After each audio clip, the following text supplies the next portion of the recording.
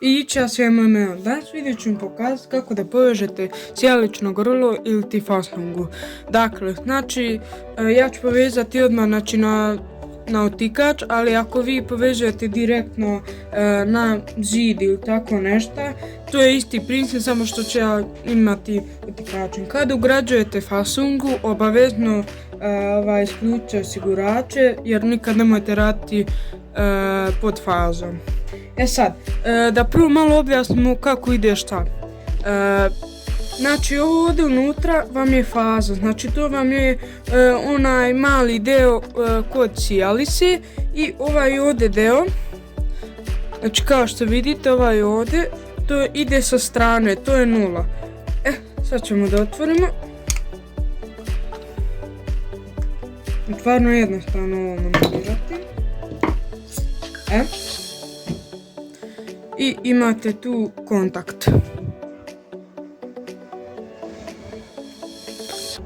Dakle, znači ovo nam je faza, a ovo ovdje je 0.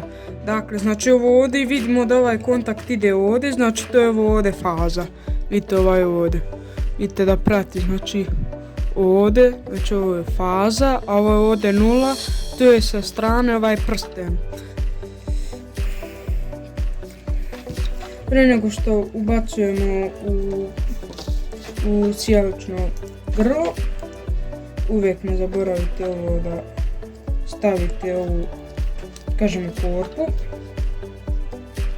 Pa dakle, da vidimo, znači ovo nam je faza, znači ovdje smo rekli da je ovo ovdje faza, znači u sredini ovo ovdje je faza, znači ovo ovdje priključujemo, znači ovdje je faza, ovdje 0.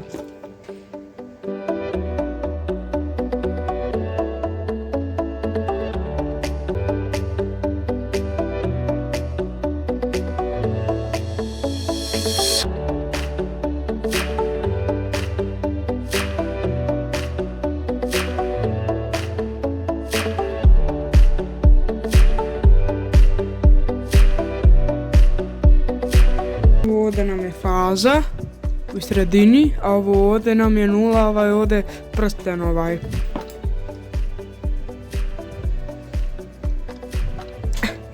Sad vraćate ovu korpu.